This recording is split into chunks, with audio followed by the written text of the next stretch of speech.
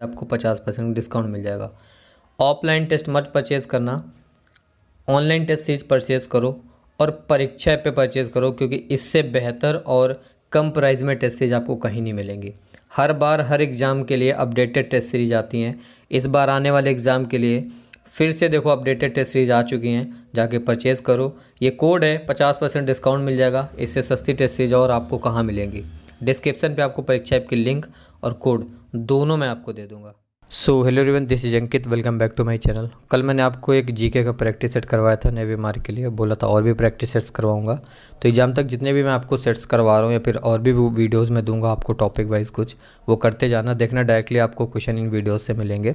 सो कल 25 करवाए थे, आज भी आपका जीके का क्वेश्चन है, जीके का सेट है, आई मीन 25 क्वेश्चन का सेट है। कोशिश करना कि आप 25 में कम से कम 23 या फिर 24 तो सही करो, है ना। एक गलत हो सकता है, बाकी इससे ज़्यादा गलत नहीं होने चाहिए। चलो स्टार्ट करते हैं। पहला क्वेश्चन है आपका, क्या है पहला क्वेश्चन, गद्दर पार्टी के संस्थापक कौन थे। हर एक क्वेश्चन के बाद आपको 2 या 3 सेकंड का टाइम लीजिएगा और उतने में आपको जवाब देना है। जितने भी क्वेश्चंस होते हैं इनमें से कुछ क्वेश्चन हम प्रीवियस ईयर भी ऐड करते हैं।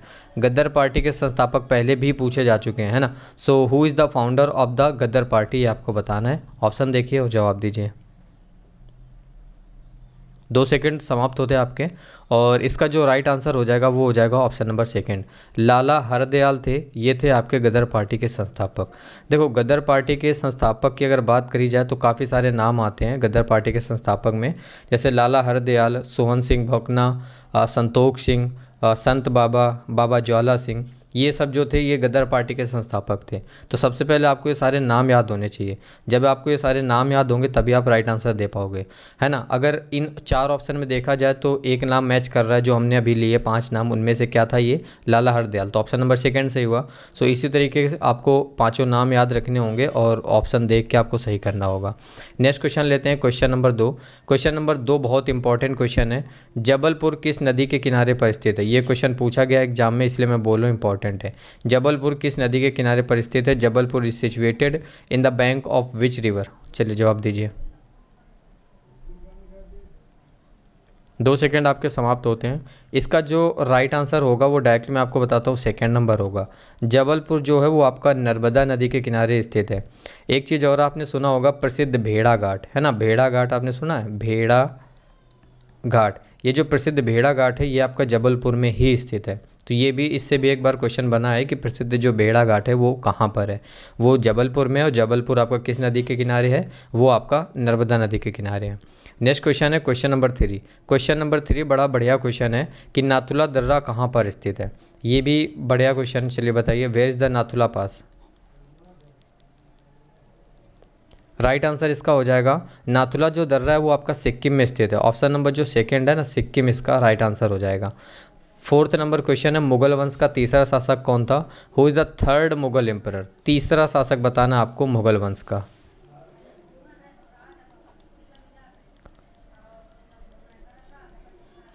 इसका जो राइट आंसर हो जाएगा वो हो जाएगा ऑप्शन नंबर फोर्थ, अकबर था। अकबर था ना मुगल वंश का तीसरा शासक, है ना। चलिए आगे देखते हैं क्वेश्चन नंबर 5।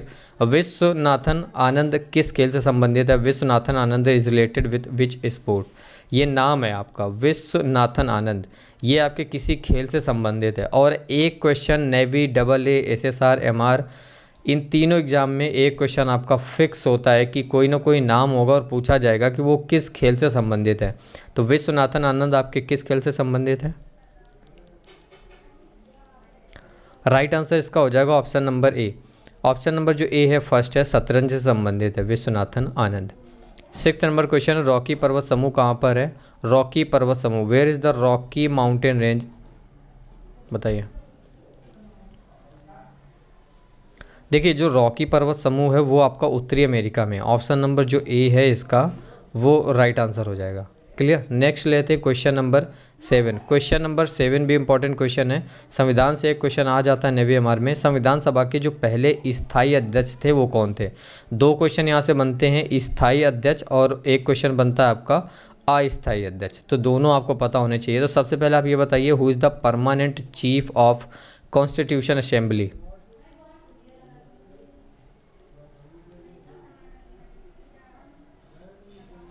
राइट आंसर इसका हो जाएगा option number A, doctor Rajendra Prasad जो थे इन्हें ये आपके संविधान सभा के पहले स्थायी अध्यक्ष थे। और दूसरा जो क्वेश्चन आपका अस्थायी अध्यक्ष वो है आपके डॉक्टर सच्चिदानंद सिन्हा, जो ऑप्शन नंबर बी दिख रहा है। तो दोनों क्वेश्चन आपको याद रखना है कि जो स्थायी अध्यक्ष थे वो डॉक्टर राजेंद्र प्रसाद थे, जो अस्थायी अध्यक्ष थे वो थे आपके डॉक्टर सच्चिदानंद सिन्हा। नेक्स्ट क्वेश्चन है 8th नंबर, सौर मंडल में सबसे छोटा जो उपग्रह है वो कौन सा है ना। सबसे छोटा ग्रह तो नहीं पूछा जाएगा अब एग्जाम में, लेकिन सौर मंडल में सबसे छोटा उपग्रह स्मॉलेस्ट सैटेलाइट इन सोलर सिस्टम, ये अभी भी पूछा जा सकता है। देखो जो डेमोस है, डेमोस ये आपका मंगल ग्रह के 2 प्राकृतिक उपग्रहों में से एक है। और ये जो है, ये जो उपग्रह ये सौर मंडल का सबसे छोटा उपग्रह है, demos, option number 3rd। Next question लेते हैं, क्वेश्चन नंबर 9, किस देश को झीलों का देश कहा जाता है। लैंड ऑफ लेक्स, झीलों का देश किस देश को कहा जाता है बताइए। ऑलमोस्ट सभी ने बता दिया होगा, अब काफ़ी बार पढ़ा होगा और रिपीट भी होता रहता है क्वेश्चन। फिनलैंड को कहा जाता है झीलों का देश, लैंड ऑफ लेक। आगे देखते हैं क्वेश्चन नंबर 10। क्वेश्चन नंबर 10 है, किस राज्य में कॉफ़ी सबसे ज़्यादा होती है या फिर उगाई जाती है। In which state coffee is max produce, very important question.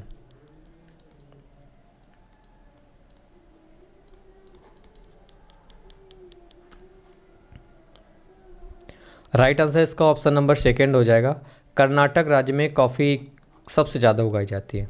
सबसे ज़्यादा उत्पादन कहाँ पे होती है कॉफ़ी, कर्नाटक में। नेक्स्ट क्वेश्चन है 11 नंबर, कबड्डी में खिलाड़ियों की संख्या प्रत्येक पक्ष में कितनी होती है। प्रत्येक पक्ष में पूछा गया है ना, प्रत्येक पक्ष में कितनी होती है आपको बतानी है। तो ऑलमोस्ट ये सभी को पता होगा, तो जल्दी से टिक कर देते हैं। ऑप्शन नंबर 4 जो है इसका राइट आंसर हो जाएगा। 7 खिलाड़ी होते हैं प्रत्येक पक्ष में। 12th नंबर क्वेश्चन है, डेनमार्क की राजधानी। देखो राजधानी और मुद्रा है ना, एक क्वेश्चन आपका फिक्स है और एक आपका करेंसी से, तो ये 2 नंबर आपके तो सॉलिड है, आपको आना ही चाहिए। हर देश की राजधानी और मुद्रा आपको पता होनी चाहिए। सो डेनमार्क की जो राजधानी वो क्या है, ऑप्शन नंबर 2 इसका राइट आंसर हो जाएगा। कोपेनहेगन जो है ये आपकी डेनमार्क की राजधानी है, कैपिटल है। 13 नंबर क्वेश्चन है, किसे भारत की सिलिकॉन वैली कहा जाता है। भारत की जो सिलिकॉन वैली है वो किस राज्य को कहा जाता है, ये आपको बताना है। राइट आंसर इसका हो जाएगा ऑप्शन नंबर 2, बेंगलोर को कहा जाता है। बेंगलोर को क्या कहा जाता है, भारत की सिलिकॉन वैली। नेक्स्ट क्वेश्चन है 14 नंबर, अमजद अली खान। कौन अमजद अली खान, ये किस वाद्य यंत्र से संबंधित है। मैंने बोला ऐसा क्वेश्चन आता ही आता है कि एक किसी भी इंसान का नाम होगा और वो किस से संबंधित है, किसी खेल से संबंधित, किसी वाद्य यंत्र से संबंधित क्वेश्चन आता है। Amjad Ali Khan is related with which musical instrument. देखिए अमजद अली खान जो थे, जो हैं ये आपके सरोद वाद्य यंत्र से संबंधित है। ऑप्शन नंबर जो 1st है इसका ये राइट आंसर हो जाएगा, ठीक है। 15 नंबर क्वेश्चन है, सिंधु नदी का उद्गम स्थल है। सिंधु नदी से एक क्वेश्चन आता है, तो काफ़ी टाइप के क्वेश्चन बनते हैं, आपको सारे देखने को मिलेंगे। Sindhu, what is the source of Sindhu river, बताइए। सिंधु नदी का जो उद्गम स्थल है वो है मानसरोवर झील। ऑप्शन नंबर जो 1st है ना, मानसरोवर झील, यही इसका राइट आंसर हो जाएगा। नेक्स्ट क्वेश्चन है 60 नंबर, भारत का राष्ट्रीय फल क्या है। मैंने आपको सिलेबस तो नहीं दिखाया, मैं 1-2 दिन में सिलेबस की वीडियो डालता हूँ। बिल्कुल क्लियर लिखा है सिलेबस में कि national bird, national animal, national sport, इन सबसे क्वेश्चन सबसे मिला के 1-2 क्वेश्चन आपको देखने मिलते हैं। जैसे नेशनल फ्रूट, भारत का राष्ट्रीय फल क्या है, इससे क्वेश्चन आता है नेवी एमआर में। यह मत सोचना कि काफ़ी सरल सा क्वेश्चन आएगा नहीं, ये ऑफिशियल सिलेबस में दिया है, एक क्वेश्चन आपको देखने को मिलता है। सो इसका जो राइट आंसर हो जाएगा, भारत का जो राष्ट्रीय फल है, जिसको नहीं पता था याद कर लो, वो आम है ना। नेक्स्ट क्वेश्चन है 17 नंबर, सीआरपीएफ की स्थापना कब हुई थी। सबसे पहले तो चलो आप ये बताओ मुझे, सीआरपीएफ का फुल फॉर्म क्या होता है। कमेंट बॉक्स में जिसको जिसको आता है देखना चाहिए सीआरपीएफ का फुल फॉर्म, जिसको नहीं आता है वो कमेंट बॉक्स से देख लेना। अब ये पूछा गया कि सीआरपीएफ की स्थापना कब हुई थी, ये आपको बताना है। सीआरपीएफ की जो स्थापना हुई थी वो हुई थी 1939 में। ऑप्शन नंबर जो 3rd है इसका राइट आंसर हो जाएगा। चलो मैं आपको सीआरपीएफ का फुल फॉर्म बता देता हूँ, जिसको आता होगा उसने अब तक लिख दिया होगा। सीआरपीएफ का फुल फॉर्म होता है सेंट्रल रिजर्व, आर से होता है आपका रिजर्व, और पी से आपका होता है पुलिस, और एफ से होता है आपका force, central reserve police force, ये होता है आपका सीआरपीएफ का फुल फॉर्म और इसकी स्थापना हुई थी कब? 1939 में। नेक्स्ट क्वेश्चन है 18 नंबर, वह फुटबॉल खिलाड़ी जिसने बेलन डीआर पुरस्कार जीता, ये एक पुरस्कार है बेलन डीआर, और ये किसने जीता ये पूछा गया है। So which football player awarded by the Ballon d'Or? Ronaldo, Lionel Messi, Rafael Nadal या फिर नन ऑफ दीज? चलिए बताइए। सो अर्जेंटीना के स्ट्राइकर हैं वो है आपके लियोन मेसी, ऑप्शन नंबर जो सेकंड है। ठीक है, इन्होंने 6वीं बार बैलन डीआर पुरस्कार जीता है, हाल ही में जीता है, इसलिए क्वेश्चन रखा मैंने। सो ऑप्शन नंबर जो सेकंड है वो राइट आंसर हो जाएगा। नेक्स्ट क्वेश्चन है 19 नंबर है, विश्व विकलांगता दिवस ये कब मनाया जाता है? डे से रिलेटेड क्वेश्चन आपके एग्जाम में होता है, फिक्स होता है कि एक क्वेश्चन आपका डे से होगा ही होगा। सो कौन सा पूछा जा सकता है ये नहीं पता होता है। So world physical handicapped day कब मनाया जाता है? राइट आंसर इसका हो जाएगा 3 दिसंबर। प्रत्येक वर्ष 3 दिसंबर को जो विश्व विकलांगता दिवस वो मनाया जाता है। चलिए नेक्स्ट क्वेश्चन 20 नंबर है, भारतीय रिजर्व बैंक के 23वें गवर्नर कौन थे? देखो ये क्वेश्चन फंसाते हैं आपको एग्जाम में। गवर्नर की जो पूरी लिस्ट है ना वो आपको पूरी याद करनी होगी, या फिर हाँ पूरी तो कम से कम याद करनी होगी। अगर लेटेस्ट पूछा जाएगा तो टॉप 5 आपको स्टार्टिंग के और लास्ट के तो याद होने चाहिए। सो 23वें गवर्नर आप तभी बता पाओगे जब आपको पूरी लिस्ट याद होगी। सो मैं आपको आंसर बता देता हूँ, क्वेश्चन नंबर 20 और 23वें जो गवर्नर थे वो थे आपके रघुराम राजन, ऑप्शन नंबर जो सेकंड है इसका राइट आंसर हो जाएगा। नेक्स्ट क्वेश्चन है 21 नंबर क्वेश्चन, वर्तमान में कर्नाटक के मुख्यमंत्री। देखो करंट अफेयर में आपका मुख्यमंत्री या फिर राज्यपाल से एक क्वेश्चन हो सकता है, फिर दोनों से एक कभी कभी मिल जाता है किसी किसी सेट में। और ये वो क्वेश्चन होते हैं जो हाल ही में पिछले 1-2 साल में किसी भी राज्य के नए मुख्यमंत्री बने हैं या फिर नए गवर्नर बने, नियुक्त किए गए, तो वो पूछे जाते हैं। तो वर्तमान में कर्नाटक के मुख्यमंत्री कौन है बताइए? Present chief minister of Karnataka. So Karnataka के जो वर्तमान में चीफ मिनिस्टर हैं वो हैं आपके BS येदियुरप्पा, ऑप्शन नंबर जो ए है इसका वो हो राइट आंसर हो जाएगा। 22 नंबर क्वेश्चन है, पहला गुप्त शासक कौन था? Who is the first Gupta emperor? पहला गुप्त शासक। देखो जो पहला गुप्त शासक था वो सिरगुप्त था, ऑप्शन नंबर जो ए है वही इसका राइट आंसर है।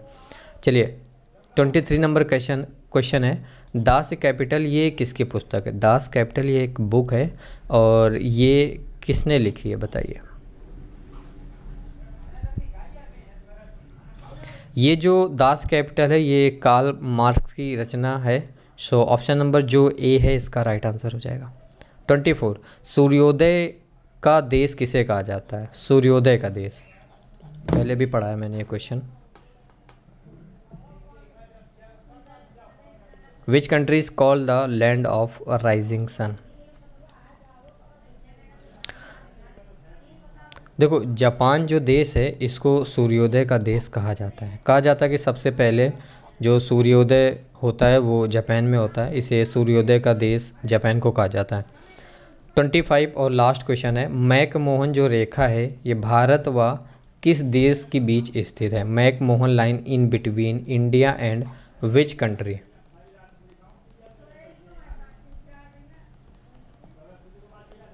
ऑलमोस्ट सभी ने बता दिया होगा, भारत व चीन के बीच में है ना, ऑप्शन नंबर जो थर्ड है इसका राइट आंसर हो जाएगा। भारत और चीन के बीच है कौन सी रेखा? मैकमोहन रेखा, राइट। ये थे आज के इस वीडियो के 25 इंपॉर्टेंट क्वेश्चन। अब आप ये बताओ कि 25 में से आपके कितने सही हुए? इस तरीके से आप लिखो 25 में से 24, 23 जितने भी सही हो आप बताओ। कोशिश करना कि 24 आपके सही हों, है ना। अगर अभी नहीं हो रहा है तो आने वाले प्रैक्टिस सेट्स में आपके 24 या फिर 25 में से 25 आने चाहिए। बाकी ये वीडियो कैसी लगी, ये सेट आपको कैसा लगा कमेंट करके बताइएगा। और वीडियो अगर अच्छी लगी हो तो प्लीज़ कमेंट बॉक्स में लिखिए कि आपको वीडियो सच में अच्छी लगी है। इसके अलावा परीक्षा ऐप पे जो टेस्ट हैं आपके लिए, पुराने टेस्ट 20 पड़े हुए हैं और जो आपका एग्ज़ाम होने वाला है उसके लिए 15 और अपडेटेड टेस्ट लाए गए हैं। तो मैं ये नहीं कहता हूँ कि आप ये 15 परचेज़ करो, मैं तो ये कहता हूँ टोटल 35 के 3500 टेस्ट आप परचेज़ करो और ये 35 के 35 टेस्ट आप लगाओ और फिर देखना रिजल्ट आपका कैसा आता है ना। परीक्षा ऐप की लिंक आपको डिस्क्रिप्शन में मिल जाएगी, डाउनलोड कर लो। नेवी मार्क के बच्चे 10th पास होते हैं और गलती भी यही करते हैं, वो प्रैक्टिस नहीं करते हैं, सिर्फ पढ़ाई करते रहते हैं, प्रैक्टिस एक भी नहीं करते, इसलिए वो फेल होते हैं। जब आप परीक्षा ऐप पे टेस्ट सीरीज परचेज़ करोगे तो वो टेस्ट सीरीज आपको कम से कम 300 रुपये में मिलेगी।